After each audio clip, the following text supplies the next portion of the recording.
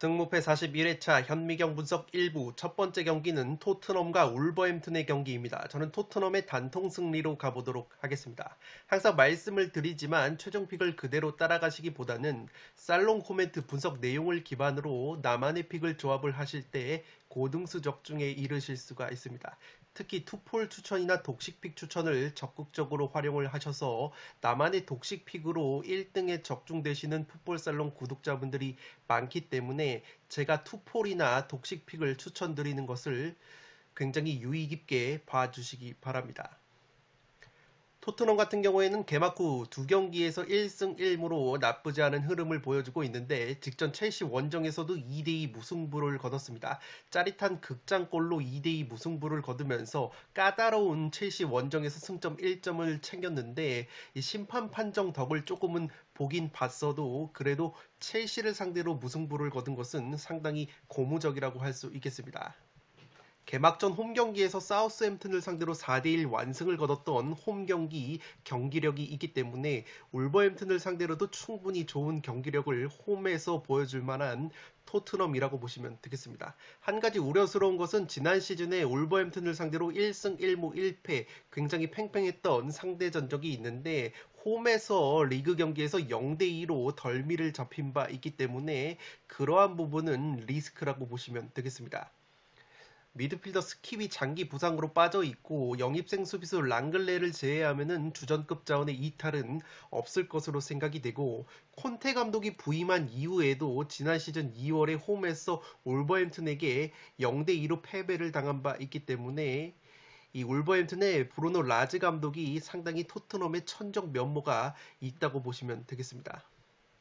직전 첼시전에서 주포 해리케인 선수가 극장골을 넣은 것은 고무적이라고 할 수 있겠고 다만 첼시의 조직적인 압박에 상당히 고전했던 부분이 있기 때문에 그러한 부분은 변수라고 보시면 되겠습니다. 손흥민 선수가 첼시전에 굉장히 부진해서 후반 35분경에 교체 아웃이 됐기 때문에 이번 울버햄튼전에서 상당히 좋은 활약을 보여주기 위해서 절치부심을 하고 있을 것으로 생각이 됩니다.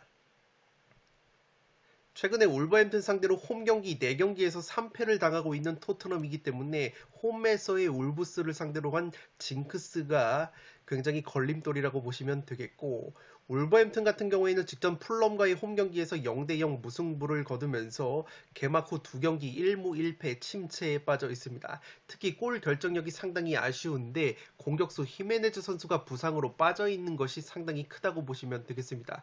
그래도 발렌시아의 에이스 공격 자원인 게데스 선수를 영입을 하면서 이 보강이 이루어지고 있는 울버햄튼이고 이 최근에 스포르팅 출신의 미드필더 마테우스 누네스 선수를 영입을 했는데 이 누네스라는 선수가 맨체스터 시티의 과르디올라 감독도 극찬을 했을 정도로 상당히 빅클럽도 눈여겨봤었던 자원인데 이 선수를 울버햄튼이 영입을 하면서 중원을 보강을 했다고 보시면 되겠습니다. 이 드리블을 통한 전진 능력이 상당히 우수한 미드필더가 바로 누네스이기 때문에 울버햄튼에게 꼭 필요한 자원이라고 생각이 되고 있습니다.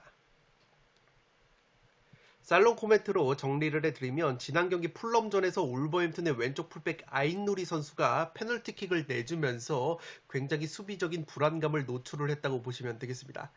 이 토트넘의 오른쪽 측면 같은 경우에는 최근에 컨디션이 좋은 컬르셉스키가 포진한 곳이기 때문에 왼쪽 아인누리가 포진한 울버햄튼의 왼쪽을 충분히 공략할 만한 가능성이 높아 보입니다. 이 클루세스키 선수가 스피드 자체는 폭발적이진 않지만 특유의 박자와 등지는 플레이를 활용해서 1대1 개인 돌파 능력이 상당히 뛰어난데 이 박스 부근이나 안쪽에서 울버햄튼 수비수 아인누리 선수를 공략할 만한 개인기를 보여주지 않을까 생각을 하고 있습니다. 더욱이 최근에 토트넘의 오른쪽 윙백 로얄 선수 역시 공격에 적극적으로 가담을 하면서 측면에서 안쪽으로 들어오는 움직임이 조금은 향상된 부분이 있기 때문에 울버햄튼의 왼쪽 측면이 핫플레이스가 될 가능성이 높아 보입니다. 다만 한 가지 변수로 떠오른 것이 울버햄튼이 스포르팅 출신의 미드필더 이 누네스 선수를 영입을 했는데 이 선수가 상당히 볼을 운반하는 능력이 좋다고 보시면 되겠습니다.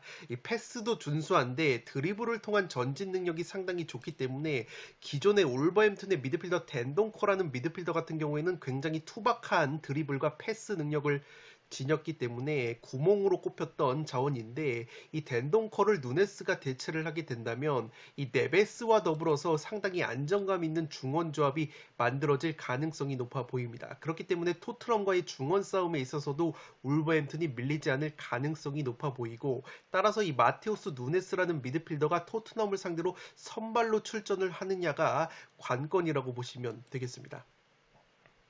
지금 보시는 통계는 프리미어리그 2경기 기준으로 한 기대 득점 값인데 울버햄튼이 기대 득점이 무려 2.47골이라서 프리미어리그에서 5번째로 현재 높다고 보시면 되겠는데 기대 득점이 2.47골인데 실제 득점을 한 것은 한 골밖에 되지 않기 때문에 이번 시즌 역시 울버햄튼이 상당히 골 결정력이 좋지 못하다고 보시면 되겠습니다. 물론 발렌시아에서 게데스 선수를 데리고 왔지만 이 게데스 선수 역시 전형적인 스트라이커 자원이 아니기 때문에 빨리 히메네즈 선수가 부상해서 돌아와서 이 공격진을 갖춰야지만 골 결정력이 어느 정도 해소가 되지 않을까 생각을 하고 있습니다. 반면에 토트넘은 기대 득점이 1.72골인 것에 비해서 실제 득점은 3골이나 넣었기 때문에 오픈 플레이 상황에서의 골 결정력이 상당히 좋다고 보시면 되겠습니다. 또한 토트넘의 콘테 감독이 직전 첼시전에서 보여준 것처럼 후반에 히샬리송이라는 공격수를 투입해서 뽀백으로 전술 변화를 가져가는 유연성까지 보여줬기 때문에 그래도 토트넘이 이번만큼은 울버햄튼을 상대로 홈에서 승리를 거둘 만한 매치라고 생각이 됩니다.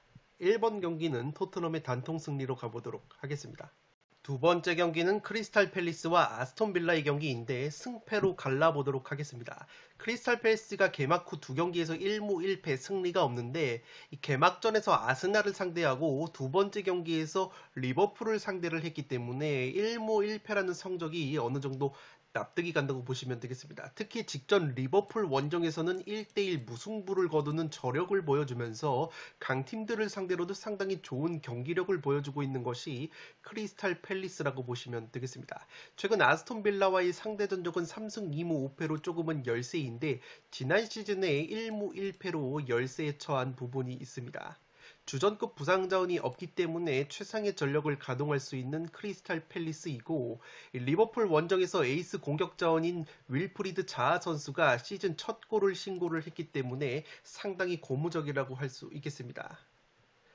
아스톤 빌라 같은 경우에는 직전 에버튼과의 홈 경기에서 2대1 승리를 거두면서 시즌 첫 승을 신고를 했습니다. 개막전에서 본머스 원정을 떠나서 충격적인 0대2 패배를 당했던 빌라이지만 그래도 에버튼과의 경기에서는 어느 정도 경기력을 보여주면서 1승을 챙겼다고 보시면 되겠습니다. 이 세비야에서 영입한 디에고 카를로스라는 수비수가 부상으로 아웃이 됐고 백업 중앙 수비수인 코트니하우스 역시 부상으로 빠져 있기 때문에 이 중앙 수비 쪽에 전력 누수가 조금은 있다고 보시면 되겠습니다.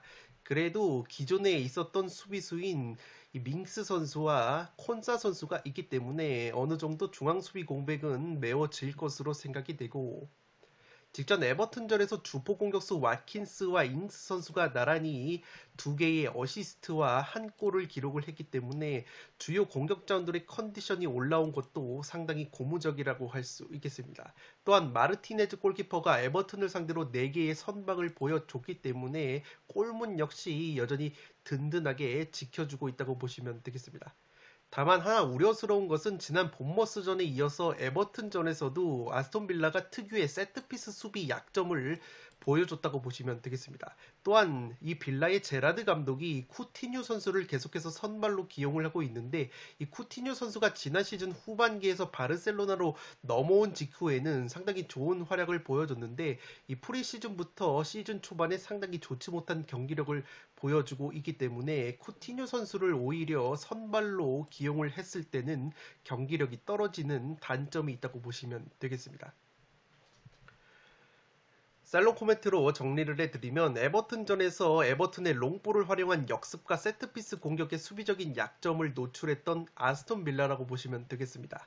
크리스탈 팰리스의 경우에는 개막전부터 아스날, 리버풀 최상위권 팀들과의 대결을 펼쳤기 때문에 기본적으로 크리스탈 팰리스가 수비 라인이 뒤로 밀릴 수밖에 없었다고 보시면 되겠습니다.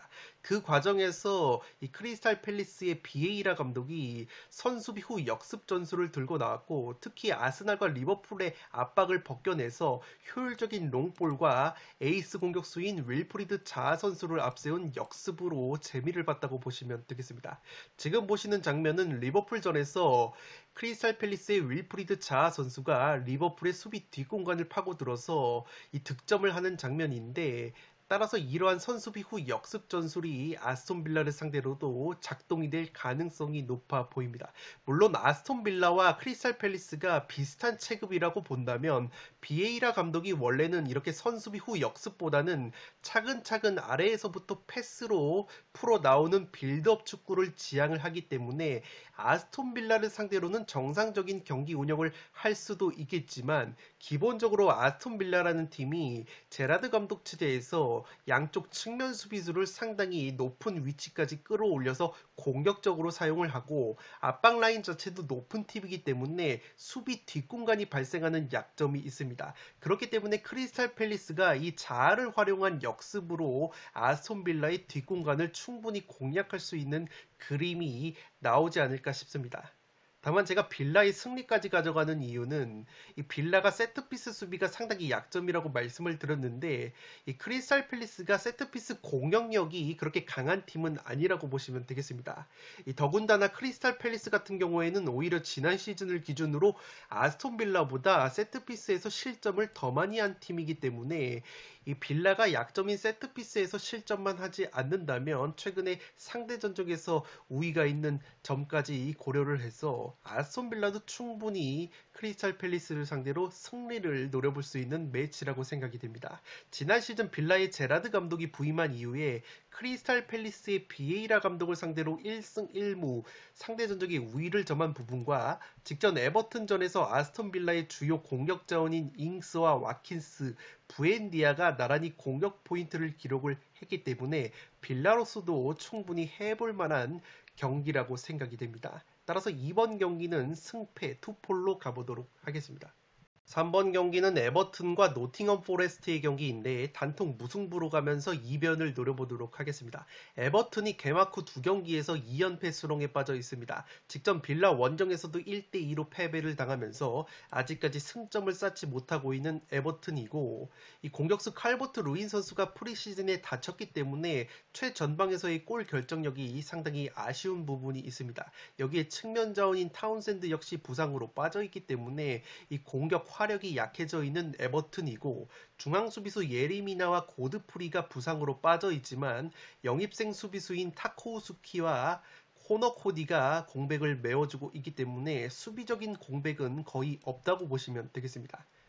영입생 미드필더인 아마두 오나나 선수가 빌라전에서 후반전에 교체 투입 이후에 실책을 범하면서 실점의 빌미를 제공을 했는데, 그래도 만회골 과정에서 기여를 하면서 인상적인 데뷔전을 치렀다고 보시면 되겠습니다. 세트피스 상황에서의 기대 득점이 프리미어리그 개막 이후에 2경기를 기준으로 0.9골로 3위를 달리고 있기 때문에 세트피스 한 방을 기대해 봄직한 에버튼이라고 보시면 되겠습니다.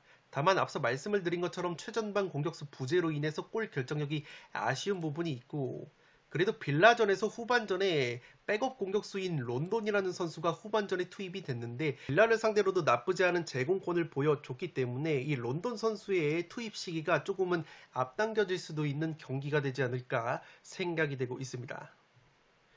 노팅엄 같은 경우에는 강호 웨스트햄과의 홈경기에서 1대0 승리를 거두면서 시즌 첫 승을 신고를 했습니다. 주전 미드필더 예이츠 선수가 부상으로 최근에 빠져 있고, 영입생 수비 자원인 리차드 선수가 부상으로 빠져 있는 것을 제외하면은 주전급 자원의 이탈은 없을 것으로 생각이 됩니다. 우니온 베를린에서 영입을 한 이 공격수 아워니 선수가 웨스트햄을 상대로 데뷔골을 신고를 했고, 맨유에서 데리고 온 골키퍼 딘 핸더슨 선수가 웨스트햄전에서 페널티킥 선방을 포함해서 상당히 좋은 활약을 보여줬기 때문에 핸더슨 선수가 골문을 든든하게 지켜주고 있다고 보시면 되겠습니다. 기존 영입생에 더해서 와포드 출신의 공격수 엠마누엘 데니스, 아탈란타 출신의 수비형 미드필더 프로일러까지 영입을 하면서 노팅엄이 계속해서 준척급 자원들을 영입을 하고 있기 때문에 에버튼과 스쿼드를 비교했을 때는 전혀 꿀릴 것이 없는 스쿼드라고 개인적인 생각을 가지고 있습니다. 살롱 코멘트로 정리를 해드리면 양팀 모두에게 기회가 있는 경기라고 생각이 됩니다. 에버튼 같은 경우에는 구디슨 파크에서의 특유의 홈발과 더불어서 올 시즌 영입한 수비수 타코우스키와 코노 코디를 앞세운 세트피스 한 방이 날카롭다고 보시면 되겠습니다. 실제 에버튼이 올 시즌 세트피스 득점은 없지만 기대 득점 같은 경우에는 개막 후 2경기를 기준으로 0.9골로 세 번째로 높은 기대 득점을 기록을 하고 있다고 보시면 되겠습니다. 반면에 노팅엄 같은 경우에는 개막 후 2경기를 기준으로 세트피스 상황에서의 기대 실점 값이 0.73골로 7번째로 높은 수치를 기록을 하고 있기 때문에 세트피스 수비가 그리 강한 편은 아닌 것으로 보여집니다. 실제 뉴캐슬, 웨스트햄을 상대로 세트피스 수비 상황에서 불안감을 노출한 바 있기 때문에 에버튼이 오픈 플레이 상황에서의 골 결정력이 떨어지는 약점이 있기 때문에 세트피스 한 방으로 득점을 노릴 가능성이 있어 보입니다. 다만 노팅엄이 맨유에서 영입을 한 골키퍼 딘 핸더슨이 웨스트햄을 상대로 페널티킥 선방을 비롯해서 좋은 선방 능력을 보여주고 있고 최근 공격수 부재에 따른 골 결정력 난조를 보이고 있는 에버튼이 세트피스로 재미를 보지 못한다면 딘 앤더슨이 버티고 있는 골문을 오픈 플레이 상황에서 과연 뚫어낼 수 있을지 의문감이 든다고 보시면 되겠습니다. 반대로 노팅엄 같은 경우에는 공격수 아워니 선수가 데뷔골을 신고를 했고 이 밖에도 굉장히 다재다능한 영입 자원들이 많기 때문에 전 포지션에 걸쳐서 전력 강화가 계속해서 이루어지고 있습니다. 공격 상황에서 번뜩이는 한 방을 보여줄 수 있는 자원은 오히려 노팅엄 쪽이 조금 더 많다고 보여지기 때문에 이 경기는 충분히 이변 가능성이 있다고 보여집니다. 3번 경기는 단통 무승부로 가보도록 하겠습니다. 네 번째 경기는 풀럼과 브렌트포드의 경기인데 승무패로 지어보도록 하겠습니다. 풀럼 같은 경우에는 직전 울버햄튼 원정에서 0대0 무승부를 거두면서 개막 후 2경기에서 2연속 무승부를 기록을 했습니다. 그래도 홈경기 개막전에서 강호 리버풀을 상대로 2대2로 비겼던 저력이 있기 때문에 브렌트포드를 상대로도 상당히 좋은 경기력을 보여줄 것으로 생각이 됩니다. 다만 2부 리그 시절의 상성을 보시면 브렌트포드와의 상대 전적이 2승 3무 5패로 열세이고 최근에 브렌트포드를 상대로 홈에서 3무 1패 승리가 없었던 이 천적 면모가 있기 때문에 브렌트포드를 상대로는 조금은 약했던 부분이 있습니다. 맨유 출신의 영입생 공격형 미드필더인 안드레아스 페레이라 선수가 부상 여파로 출전 여부가 불투명합니다. 주전 측면자원 보비 레이드 역시 몸 상태가 100%가 아니고 지난 시즌 주전 공격자원이었던 해리 윌슨은 계속해서 부상으로 빠져 있습니다. 영입생 2선 자원인 솔로몬까지 부상으로 이탈이 되어 있기 때문에 2선과 측면 쪽에서의 전력 누수가 있는 것이 풀럼이라고 보시면 되겠습니다. 직전 울버햄튼전에서 주포 공격수 미트로비치 선수가 페널티킥을 실축을 하면서 이 다잡았던 승리를 놓친 풀럼이라고 보시면 되겠습니다. 개막 후 2경기 기준으로 첼시와 함께 프리미어리그에서 제공권 1위를 달리고 있기 때문에 브렌트포드를 상대로도 전혀 밀릴 것이 없는 제공권을 보여줄 것으로 생각이 됩니다. 브렌트포드 같은 경우에는 개막 후 2경기 1승 1무 순항을 하고 있습니다. 직전 맨유와의 홈경기에서 4대0 대승을 거두면서 굉장히 좋은 분위기를 이어가고 있는데 주전 수비수 핀녹 선수가 최근에 부상으로 빠져 있지만 그래도 주전 수비수 한 명인 아예르 선수가 부상 복귀 가능성이 있기 때문에 아예르 선수가 돌아온다면 제공권과 더불어서 수비력이 한층 더 살아날 가능성이 있어 보입니다. 여기에 측면 자원인 카노스 선수 역시 복귀 가능성이 있기 때문에 전력 누수 면에서는 브렌트포드가 좀 더 나은 부분이 있습니다. 중원과 측면을 넘나들면서 활약을 하고 있는 이 조시 다실바 선수가 최근에 2경기 연속골을 넣어주면서 좋은 컨디션을 보여주고 있고 최전방 공격수 아이반 토네이 선수 역시 2경기에서 1골 2도움을 올려주면서 여전히 에이스다운 활약을 보여주고 있습니다. 또 다른 공격 자원인 은베우모 선수 역시 맨유를 상대로 득점포를 가동을 했기 때문에 브렌트포드 역시 주축 자원들의 컨디션이 상당히 좋다고 보시면 되겠습니다. 최근 모든 대회 풀럼을 상대로 4경기 무실점, 최근 모든 대회 풀럼을 상대로 7경기 무패를 달리고 있기 때문에 상성적으로 풀럼만 만나면 상당히 강했던 부분이 있는 브렌트포드라고 보시면 되겠습니다. 살롱 코멘트로 정리를 해드리면 양팀 공통점이 있는 것이 최전방 공격수를 향한 롱볼 공격 전개가 주요 패턴이라고 보시면 되겠습니다. 풀럼 같은 경우에는 최전방 공격수 미트로비치의 제공권을 활용한 세컨볼 따먹기가 주요 루트라고 보시면 되겠고, 브랜트포드 역시 최전방 공격수 아이반 토네이의 제공권을 활용한 세컨볼을 활용을 해서 공격을 전개를 한다고 보시면 되겠습니다. 따라서 형태적으로 상당히 유사성이 있는 두 팀이고, 이 제공권을 보시면 프리미어리그 두 경기를 기준으로 봤을 때 풀럼이 최상위권에 위치한 것에 비해서 브랜트포드는 15위로 처져 있다고 보시면 되겠습니다. 아무래도 수비 쪽에서 핀록 선수와 아예르 선수가 개막 후 두 경기에서 빠졌었기 때문에 수비 쪽에서의 제공권이 조금은 약해진 부분이 있었던 브랜트포드이지만, 이 브랜트포드가 지난 시즌을 기준으로 했을 때는 제공권이 기본적으로 높은 강한 팀이기 때문에 이러한 제공권 수치는 일시적인 현상이라고 생각이 됩니다. 특히 수비수 아예르 선수가 부상 복귀 소식이 있기 때문에 브랜트포드 역시 제 아무리 풀럼이 미트로비치 선수의 제공권이 좋다고 하더라도 의외로 제공권적인 측면에서는 밀리지 않을 가능성도 충분히 있다고 보여집니다. 다만 오픈 플레이 상황에서의 공격 전개 속도는 확실히 풀럼이 브랜트포드보다 빠른 지표가 있고, 양팀 모두 순간적인 전방 압박이 뛰어난데 이 시종일관 압박을 하는 스타일이 아니라 자신의 진영에서 수비를 할 때는 촘촘한 수비 블록을 구축을 한다고 보시면 되겠습니다. 항상 분석을 할 때 말씀을 드리지만 1부 리그에서의 경기력을 제외하고 과거 2부 리그에서 맞대결을 많이 펼쳤던 팀들은 1부 리그에 올라와서도 그 2부 리그에서의 상승이 이어지는 경향이 있다고 말씀을 드리는데, 브랜트포드가 과거 하부 리그 시절부터 유독 풀럼을 상대로 강했던 모습이 있고 풀럼 원정에서도 최근에는 패배가 없었던 상성적인 부분이 있습니다. 양팀 플레이 스타일 면에서 상당히 유사점이 있고 시즌 초반 무패 행진을 달리고 있는 점 등을 고려를 한다면 어느 한쪽으로 기우는 매치는 아니라고 생각이 되고, 이 두 팀 모두 승리 가능성도 있다고 보여지기 때문에 이 경기는 승무패로 지어보도록 하겠습니다. 5번 경기는 레스터 시티와 사우스햄튼의 경기인데 레스터 시티의 단통 승리로 가보도록 하겠습니다. 레스터가 개막 후 두 경기에서 1무 1패 승리가 없습니다. 직전 아스날 원정에서 2대4로 완패를 당하면서 수비적인 불안감을 노출을 하고 있는데, 그래도 사우스햄튼과의 상대전적은 최근에 홈에서 3연승을 거두고 있습니다. 지난 시즌 역시 1승 1무 홈에서는 4대1 완승을 거뒀던 좋은 기억이 있기 때문에 사우스햄튼을 상대로 충분히 분위기 반전을 노려볼 수 있는 레스터가 되지 않을까 싶습니다.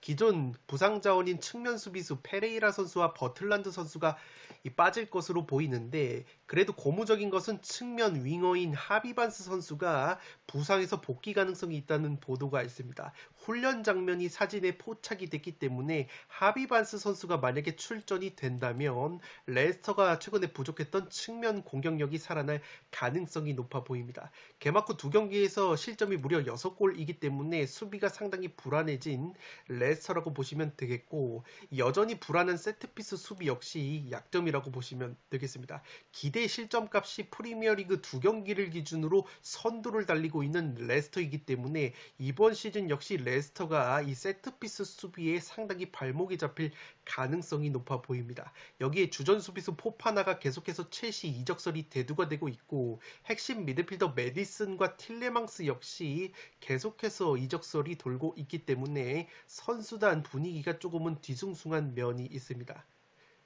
그래도 제임스 메디슨이라는 미드필더가 최근에 사우스햄튼을 상대로 두 경기 두 골 킬러 면모가 있고 직전 아스날전에서도 득점포를 가동을 했기 때문에 이 메디슨 선수의 번뜩이는 한 방을 기대해 볼 수 있는 레스터라고 보시면 되겠습니다. 슈마이켈 골키퍼가 이적이 된 이후에 확실히 골문이 불안해진 레스터인데, 데니 워드라는 골키퍼가 아스날을 상대로 캐칭 미스를 범하면서 실점의 빌미를 제공을 했기 때문에 레스터는 세트피스 수비와 더불어서 헐거워진 골문 역시 고민이라고 보시면 되겠습니다.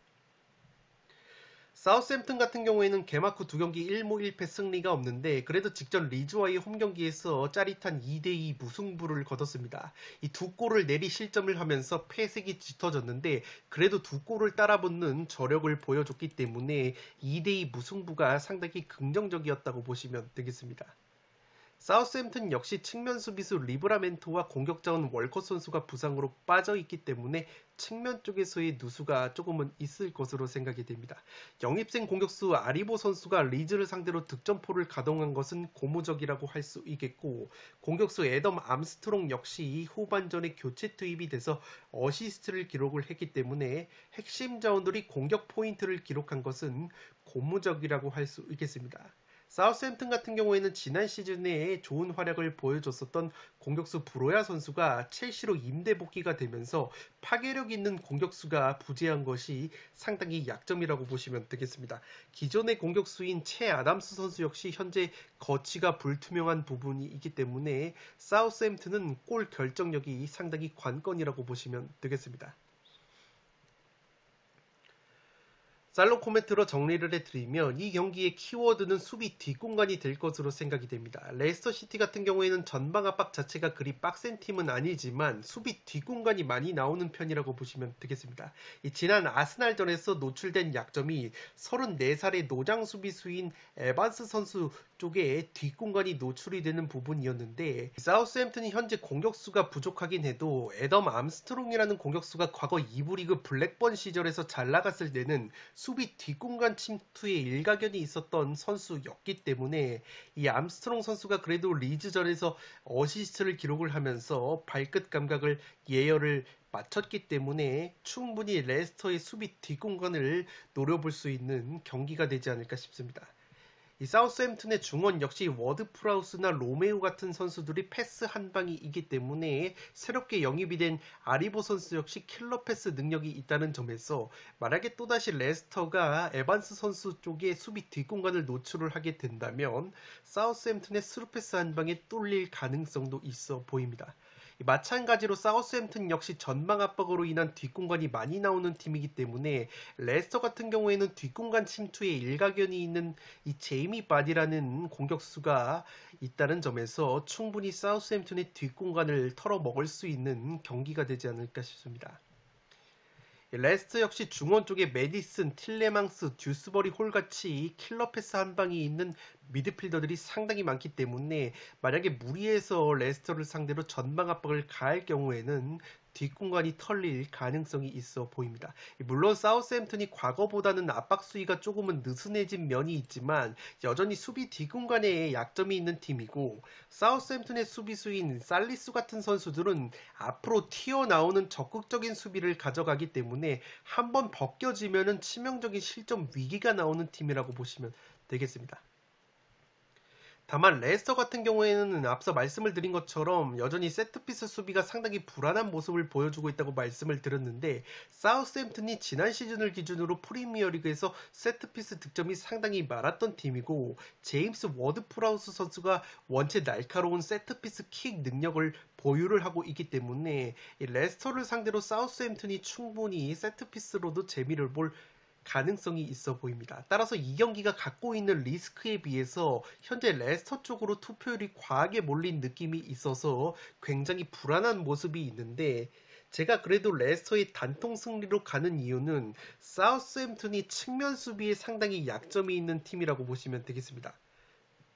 그런데 최근에 레스터가 측면 자원의 부재로 인해서 측면 공격력이 상당히 약화가 되어 있었는데, 그래도 사우스햄튼전을 앞두고 핵심 측면 자원인 이 하비반스 선수가 훈련을 하고 있는 모습이 포착이 됐기 때문에 하비반스 선수가 돌아올 수만 있다면 레스터가 충분히 사우스햄튼의 측면을 공략할 수 있는 경기가 되지 않을까 싶습니다. 실제 레스터 시티가 프리시즌에 상당히 좋은 경기력을 보여줬었는데, 이 프리시즌에는 플랜 A로 4-3-3 포메이션을 가동을 했다고 보시면 되겠습니다.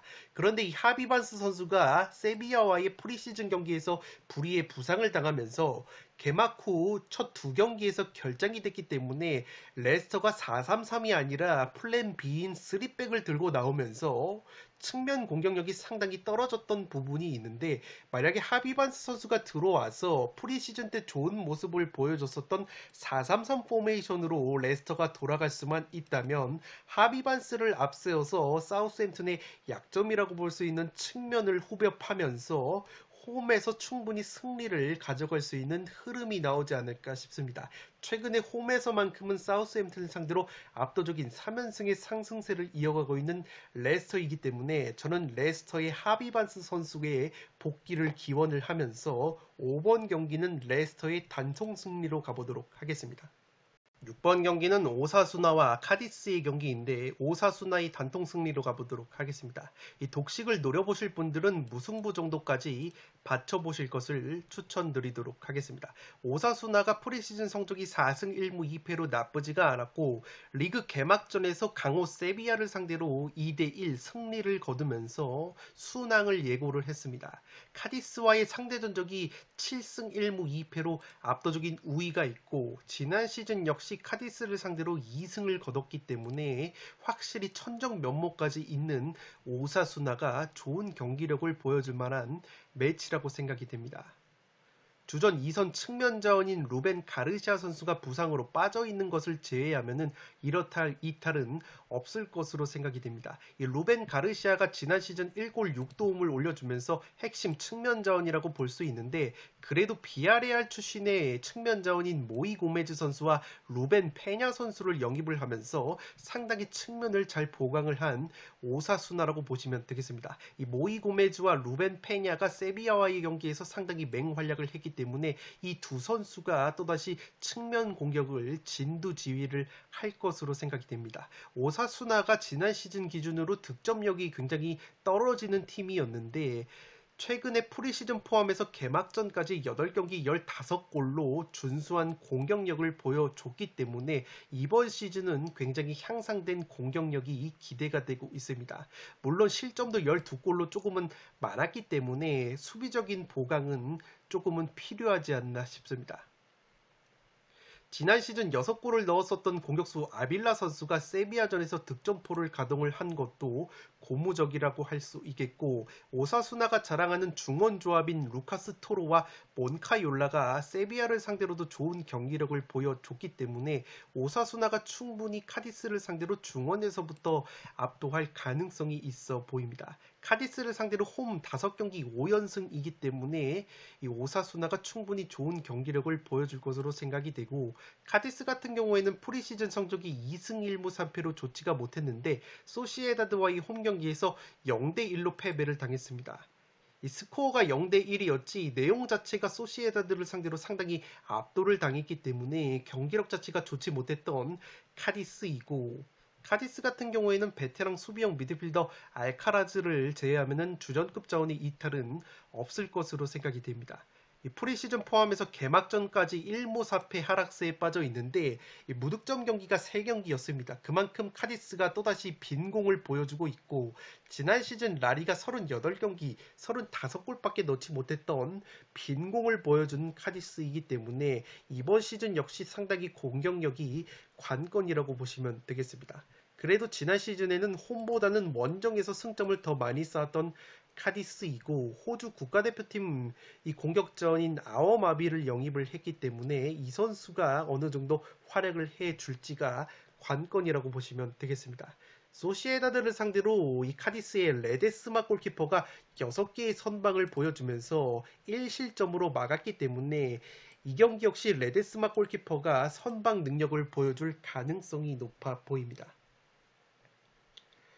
살롱 코멘트로 정리를 해드리면 오사수나가 개막전에서 만난 상대가 세비야라는 것에 주목할 필요가 있습니다. 오사수나라는 팀이 기본적으로 압박 라인이 낮은 팀이 아닌데 개막전에서는 강팀 세비야를 만나서 조금은 수비 라인 자체가 아래로 밀린 부분이 있었습니다. 지난 시즌을 기준으로 라리가에서 압박에 의한 득점 지표가 오사수나가 4번째였다고 보시면 되겠습니다. 압박에 의한 득점이 6골로 상당히 많았던 오사수나이기 때문에 기본적으로 효율적인 전방 압박을 병행을 한다고 보시면 되겠습니다. 따라서 이번에는 한 수 아래인 카디스를 상대를 하기 때문에 지난 세비야와의 개막전보다는 확실히 오사수나가 라인을 적극적으로 올려서 경기를 운영할 가능성이 높아 보입니다. 카디스의 경우에는 개막전에서 소시에다드에게 0대1로 패배를 당했는데 그 과정에서 소시에다드의 전방 압박에 상당히 고전한 부분이 있었습니다. 지난 시즌 오사수나가 라리가 득점 순위가 16위였는데 38경기에서 37골로 경기당 한 골이 채 되지 않는 저조한 득점력을 보여준 것이 오사수나였다고 보시면 되겠습니다.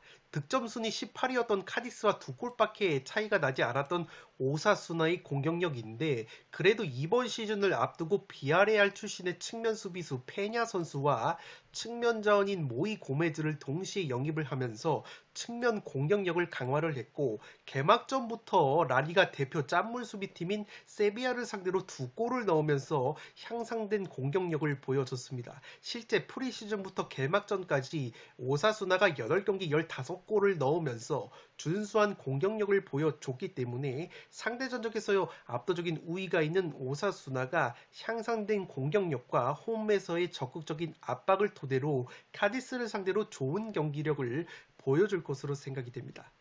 다만 제가 독식픽으로 무승부까지 추천을 드리는 이유는 현재 주어진 배당에 비해서 오사수나 쪽으로 구매율이 조금 몰린 감이 있고 카디스가 지난 시즌 오히려 원정에서 승점을 더 많이 쌓았다는 점과 카디스 특유의 늪축구 그리고 레데스마 골키퍼의 선방 능력까지 고려를 한다면 저득점 무승부 가능성도 있는 경기라고 생각이 됩니다. 오히려 오사수나는 지난 시즌 홈 승점이 19위였기 때문에 홈에서 승점을 쌓지 못하는 그러한 부분도 있기 때문에 6번 경기는 오사수나의 단통 승리로 가면서 독식픽으로 무승부까지 추천을 드리도록 하겠습니다. 7번 경기는 본머스와 아스날의 경기인데 본머스의 단통 패배로 가보도록 하겠습니다. 본머스 같은 경우에는 직전 맨시티 원정에서 0대4 대패를 당하면서 개막 후 2경기 1승 1패를 보여주고 있습니다. 그래도 개막 홈 경기에서는 아스톤빌라를 상대로 2대0 승리를 거뒀었기 때문에 홈에서만큼은 경기력이 향상이 되는 부분이 있습니다. 아스날과의 상대 전적은 1승 2무 7패로 열세인데 가장 최근 맞대결이 2020년 FA컵 홈 경기에서 1대2 한 골차 패배를 당한 바 있습니다. 핵심 공격 자원인 이 솔랑키 선수가 직전 맨시티전에서 발목 부상 여파로 결장이 됐기 때문에 이 솔랑키 선수의 출전 여부가 상당히 중요할 것으로 생각이 됩니다. 이 솔랑키 선수가 지난 시즌 2부 리그에서 29골 7개의 어시스트를 기록을 했을 정도로 이 본머스에서 골 결정력을 담당하는 공격수이기 때문에 솔랑키 선수가 출전을 하느냐가 상당히 관건이라고 보시면 되겠습니다. 홈 개막전에서 아스톤빌라를 상대로 2대0 승리를 거뒀다고 말씀을 드렸는데 당시에 세트피스로만 2골을 뽑아냈다는 점에서 본머스가 상당히 세트피스에 강점이 있다고 보시면 되겠습니다. 특히 최전방 이 공격 자원인 키퍼 무어라는 선수가 2m 가까운 장신이기 때문에 제공권과 뚝배기 한 방이 상당히 좋다고 보시면 되겠습니다. 다만 이 최전방 제공권에 비해서 수비적인 측면까지 제공권을 고려를 했을 때는 제공권이 2경기 기준으로 17위이기 때문에 기본적으로 제공권이 좋은 아스날을 상대로 제공권에서 밀릴 가능성도 조금은 있어 보입니다. 아스날 같은 경우에는 개막 후 2경기에서 2연승을 거두면서 순항을 거듭을 하고 있습니다. 레스터와의 홈경기에서 4대2 완승을 거뒀고 주전급 부상 자원이 없기 때문에 전력 누수도 없다고 보시면 되겠습니다. 맨시티에서 영입을 한 공격수 제주스 선수가 레스터를 상대로 2골 2도움 맹활약을 해주면서 에이스로 떠올랐고 지난 시즌부터 비약적으로 향상이 된 세트피스 공격력과 수비력이 압권이라고 보시면 되겠습니다. 프리미어리그 개막 후 2경기 기준으로 세트피스 득점 1위, 기대 득점 1위, 세트피스 상황에서의 실점 0골, 기대 실점 역시 최소 실점인 0.13골을 기록을 하고 있기 때문에 세트피스 공격력과 수비력이 프리미어리그 최상위권으로 올라온 아스날이라고 보시면 되겠고 개막 후 2경기 기준으로 제공권 역시 4위를 기록을 하고 있기 때문에 오히려 세트피스에 강점이 있는 본머스를 상대로 세트피스에서도 아스널이 압도를 할 가능성이 있어 보입니다. 살롱 코멘트로 정리를 해드리면 본머스가 직전 경기 상대가 다름 아닌 맨체스터 시티였다는 것에 주목을 할 필요가 있어 보입니다. 본머스가 맨시티 원정에서 굉장히 무기력하게 0대4 대패를 당했는데 현재 맨시티와 가장 유사한 축구를 구사하는 팀이 바로 아르테타 감독이 이끄는 아스날이라고 보시면 되겠습니다. 과거 아스날의 아르테타 감독이 맨시티 코치 시절에 맨시티의 감독인 과르디올라 감독의 영향을 상당히 많이 받았고 실제 전술적인 철학 역시 상당 부분 비슷한 부분이 있습니다. 특히 아스날이 측면 수비수를 중앙 미드필더처럼 중앙으로 위치시키는 이른바 인버티드 풀백 전술의 시초가 바로 맨시티의 과르디올라 감독이기 때문에 따라서 본머스가 이러한 맨시티를 상대로 0대4 대패 고전을 했다는 것은 아스날의 축구에도 상당히 고전을 할 수도 있는 근거라고 보시면 되겠습니다. 특히 맨시티에서 영입을 한 공격수 가브리엘 제주스가 아스날에서 최근에 절정의 컨디션을 보여주고 있다는 점도 상당히 고무적이라고 할 수 있겠습니다.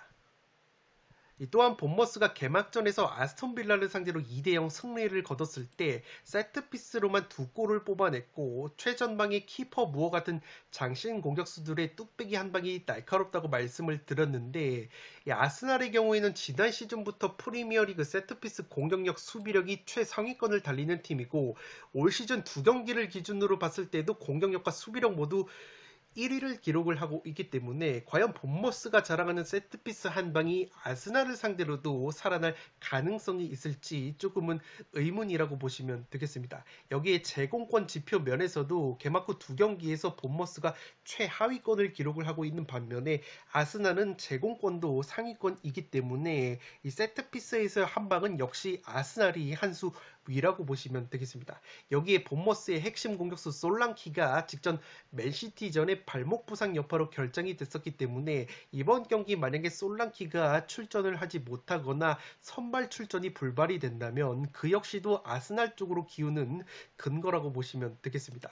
7번 경기는 본머스의 단통 패배로 가보도록 하겠습니다.